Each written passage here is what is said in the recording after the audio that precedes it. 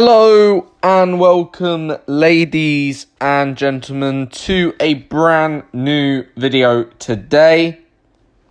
And today, or now, it's time to review the Japanese Grand Prix. Now, action yesterday on Saturday was cancelled, so qualifying and the race was delayed until actually today, this morning. Qualifying was at 1:45 a.m. UK time, or 2 a.m. UK time, sort of thing. And the race was a few hours later at 6 a.m. UK time. So it was a very, very early nighttime Grand Prix if you're from the UK, but obviously morning to afternoon Grand Prix in Japan.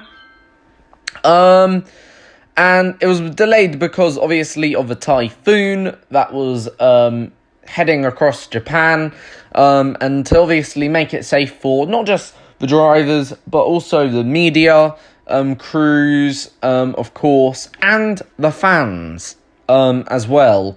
Obviously, they didn't want to have the race on at that specific day, so obviously they delayed it due to the extreme weather. And I do hope, I still pray for all those that have been either affected by it or even going to be affected by this storm. So I do pray and hope that all of you keep okay. But nonetheless, it's time to reflect on what was a pretty decent race, in my opinion. So let's begin with our race winner, Bottas. And Bottas clinched his third race win of 2019, taking him back to 63 points of Lewis Hamilton, or back to that sort of margin behind now. And quite frankly, you can't fault Bottas today. Okay, maybe some will criticise, Mercedes team strategy, probably Hamilton could have done the one stop, but Hamilton chose to come in as well. So he did believe the Mercedes that, the one stop maybe wasn't going to work. So I don't really want to go down that avenue of saying, they set Hamilton up to fail today, Mercedes. I don't think they quite did that, no. I think Bottas did do a very good job. He got the position in qualifying over Hamilton to start with, and then did a brilliant start compared to the two Ferraris, really, and obviously got the jump on both Vettel and Leclerc, and won the Grand Prix, really. From there, he built up the gap, he controlled the race to his liking, pushed when he wanted to push, and could relax when he wanted to relax. And that is literally what it looked like on TV. From my angle, from where I was sitting and watching, and that, I believe, what it was, So, overall, really, really good day in the office for Valtteri Bottas. And obviously, this win now means Mercedes have secured their 6th back-to-back Constructors' Championship, and guaranteed now that no other driver apart from a Mercedes driver can win the Drivers' Championship. So it's now straight out fight between Bottas and Hamilton. Obviously, Hamilton's a strong favourite. He's got one hand on the trophy, you could say. But Bottas is still in with a shout. He's still got a hope that he can do it. Obviously, if he delivers maybe a few weekends like this, and Hamilton, let's say, has consequently some problems, championship back on, is it? Quite frankly. So, very, very good day in the office for Bottas. P2, Sebastian Vettel.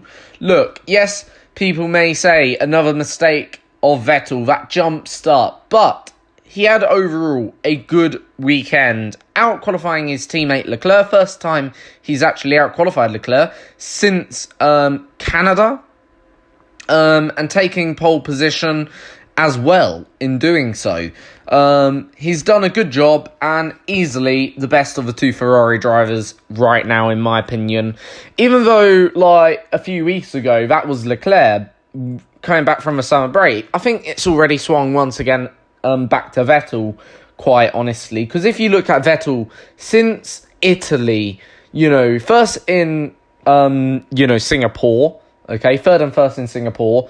Then, okay, he didn't finish ahead of Leclerc, but did have better pace than Leclerc in Russia. The only reason why he didn't finish ahead of Leclerc was because of the DNF, because he didn't finish the race because of a MG UK problem, but did have better pace during the race, okay? And today, not just better pace during the race, but also better in qualifying as well. So, obviously, a double whammy for Vettel there, which is obviously really, really good for Vettel. And the last 3 races have been really, really good for Sebastian overall, in my opinion. And he deserves to be on the podium then for this race. But overall, I think, even though he took pole, I think Ferrari were fastest in the race. In qualifying. But, the Mercedes race pace had it covered, I think, regardless of, let's say, the jump start. But it wasn't actually deemed a jump start because Vettel did stop before the start. So he sort of went a little bit, then stopped, but stopped within the sensor box. So it wasn't deemed to be a jump start. And it was in the acceptable limit that the FIA deems it to be. So he wasn't penalised for that overall. So really it was just a poor start from Vettel overall. And yeah, P2, I think he made really the best of what that result could have been. I just don't think, even if Leclerc was up there with Vettel, with Hamilton, and was in that fight, I don't think really Vettel could have done much more to really go and win that race. It just didn't look quite right, the car, in terms of its race pace, personally. P3, Lewis Hamilton. And Lewis Hamilton won't be entirely pleased with that and with this race weekend. And that's now a starting recurring theme for Hamilton, where I wouldn't really, I think, Hamilton be pleased with how he's been performing since the summer break. Yes, he's most likely will win the Drivers' Championship. He's doing what is needing to be done, okay, which is fair enough on him, but he ain't seemingly able to get any race wins right now. Okay, his last race win was in Russia, but it was a given win. It wasn't like he won it on merit, in my opinion. He only won it really because of the VSC, the virtual safety car. And yeah, he's really, really not been performing since the summer break, really, in my opinion. But he knows that whatever happened today, in terms of the podium, okay, he won't be entirely pleased with third, okay, but he knows today wasn't about Lewis Hamilton. Today was about Mercedes, 6 World Constructors' Championships. And, only one other team has done that in Formula One history, Ferrari, from 1999 to 2004. And essential, this is now a part of Formula One history. They've become the second team to even do this and win 6 back-to-back world titles, and he's been a real key player and essential part of that success at Mercedes. P4, Alex Albon. He picks up another great result today, and in fact, even in qualifying, he posted the exact same lap time as his fellow teammate Max Verstappen. For Alex, I really can't fault him. P4, yes, 40 seconds behind Ferrari and Mercedes, but I think that where the Red Bull were this weekend, they weren't really in the hunt for, that podium spot, or let alone the race win with any other car. Maybe Verstappen could have done a better job. Maybe he could have squeezed a bit more out of it. There is that argument to it, as well. Okay. But, I don't think, even with Verstappen at the wheel, I really, really don't think that Red Bull would have been able to compete with Ferrari or Mercedes this weekend in particular. I think, really, Ferrari and Mercedes were a bit too far ahead up the field. Also, he's fighting for that Red Bull seat next year.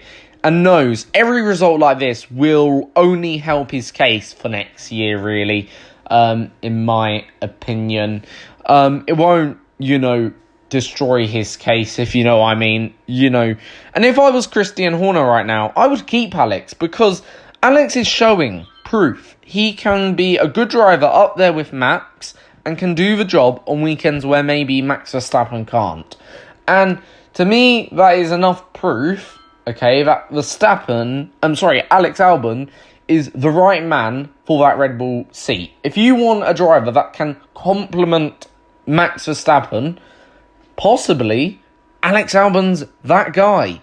I'm not saying Alex Albon is going to, let's say next season, if Red Bull were in a championship contention, not have a fight in him to go and try and win the championship. But, okay, Alex Albon right now is a very much a rookie driver still.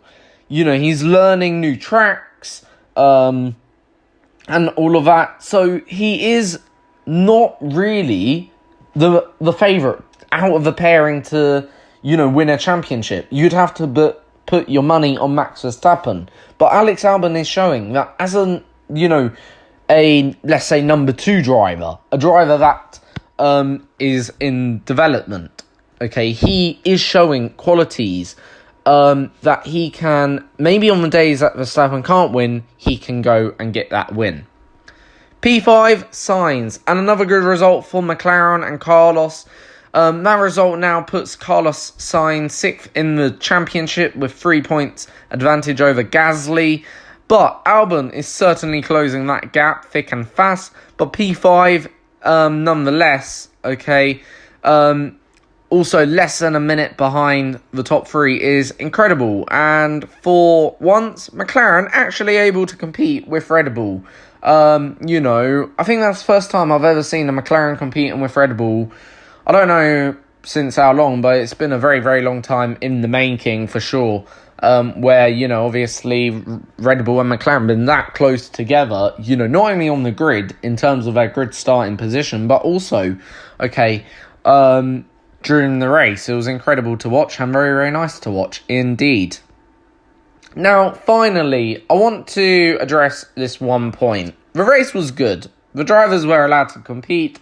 There was some decent strategy battles going on between Mercedes and Ferrari, and even up and down the grid or the field, and quite frankly, okay, it was a very, very good race. And there were a few incidences, and not once, okay, did the stewards make, okay, the right call, okay? Instead, they hesitated to make the right call or a decision, okay? And quite frankly, is ridiculous, to hesitate. If you're going to make a call, at least make it, okay?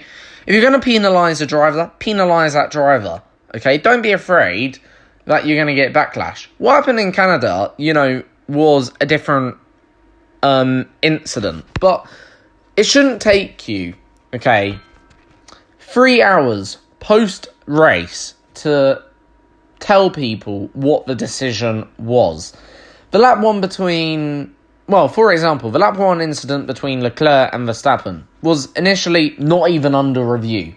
The first few laps, it wasn't even considered to be under review. Then around, I think it was lap 5, lap 6, lap 7, somewhere around there, okay, it was under review. It was flagged for review. Okay, and a whole series of incidences were flagged as well. You had Alex Albon hitting Norris was flagged for review. Vettel jump start was flagged for review. 12 laps into the Grand Prix. Now, for me, that's ridiculous, because 12 laps is, as we saw, enough time for the field to spread out. Vettel had a 13-second gap from himself to, obviously, Sainz. Now, if they did give Vettel a penalty, Vettel could have easily pitted, probably come out maybe a little bit behind, but still would have been in a position where he would have easily made the podium. Now, don't get me wrong, I'm not attacking the stewards here, and I think the stewards do a great job, okay? But, it shouldn't take 5 hours from the time of the incident, lap 1, to 3 hours post-race, plus obviously the 2-hour race that it was. It shouldn't take almost 5 hours. Okay, the incident happened around, it was 6:10 when the race was on, so it would have happened around 6:15, the incident would have been. Okay, and the decision was made today at 10:47 a.m. in the morning about what was going to happen. That's ridiculous. Almost 5 hours after the initial incident, you're making a decision on whether or not to give a penalty. Okay, at the end of the day, in football, I know Formula 1 ain't football, but referees makes a decision, VAR quickly checks or double checks that decision, and it takes under 10 minutes or less. 10 minutes is even quite long, but it takes less than a minute to really make a decision. And what's worse? Okay, Leclerc was given a 5-second penalty for the lap 1 incident. So to me, that says it really all. You only gave Leclerc 5 seconds. Why? Why just give him no seconds? Don't give him any penalty. And the reason why I say don't give him any penalty, it's pretty stupid, ain't it? You're giving him 5 seconds for just an incident that happened on lap 1. You couldn't make the decision in race. To me, that says you're questioning your own decision. And if you're questioning your own decision, okay, then it's a racing incident. If you can't come to a conclusive decision during the race, then it's a racing incident, as far as I'm concerned. Okay? And also, okay, a 10-second penalty for driving a car in an unsafe manner. Now, the 10-second penalty wasn't even, that 10-second penalty for driving a car in an unsafe manner wasn't even flagged up during the race. There was no black and white flag, first of all, or black and orange flag, that's it. There was no black and orange flag shown to Leclerc. So, effectively, okay, you got to realise, FIA, that if you're not going to wave a flag, or, you've now got the dials, them colour dials on the panel where you can show the driver what flag is been waved at the time on the panel, of course. If you're not going to do that, then you're the ones leaving Leclerc out there, not Ferrari.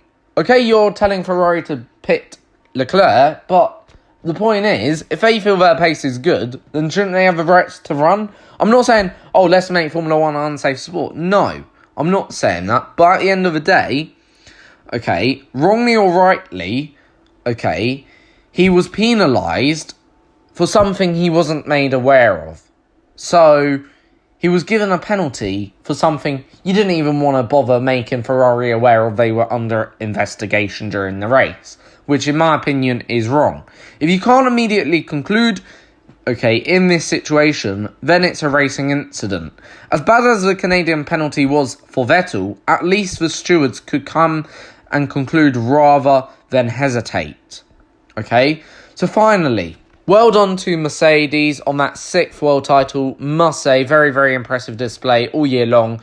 To a degree, don't want to take the shine off it, but I didn't think, especially after the first 6 races, it was going to be anyone else, who would win this championship. Who would think after that Ferrari start to the season were going to come back at any point? Even as I said, all wins for Ferrari this year, even in previous videos, were nothing more than just a consolation prize. And I'm right, they are nothing more than just a consolation prize. And nothing more or less. So congratulations to Mercedes. Enjoy it. Hopefully Ferrari and all your competitors will come back next year, and hopefully 2020 will be a lot closer once again, closer than it has been this season. Because yes, it's been great. You have to admire Mercedes' success, but at the same time, it does make Formula 1 a bit dull. So see you all next time for another video. I'm your host Julian. Please give this video a thumbs up. Please do like, subscribe and share. And FIA, please explain why it's taken your stewards 5 hours to make a decision. Personally, I'm not saying like Leclerc wasn't at fault for any incident in that Grand Prix. Yes, I do think that the stewards did get it right in the end. I do think it was worth some penalty for Leclerc. But at the same time, it's lap 1, it's a racing incident as well. There's two ways to look at it. But if you can't then come to conclude whether it's a racing incident, like just a lap 1 incident, or whether it's been done deliberately, then, you know, if you can't conclude instantly, then don't conclude at all. But where would I put it? Well, if I could review it, I would have probably not even given Leclerc a penalty. And the reason why, it's lap 1. The car in front, Vettel, obviously sort of, well, Leclerc lost downforce, because when these cars are in dirty air, they lose downforce, and he understeered into Verstappen. I think, you know, it wasn't a case where he pushed Verstappen out the way, did it deliberately or anything. And it wasn't like, you know, that. It was completely the opposite. And that's why I would not have given Leclerc a penalty. But that's just my opinion. The stewards are the ones who have the final say. But nonetheless, 5 hours to make a decision is pretty poor. Thank you for watching. See you all next time.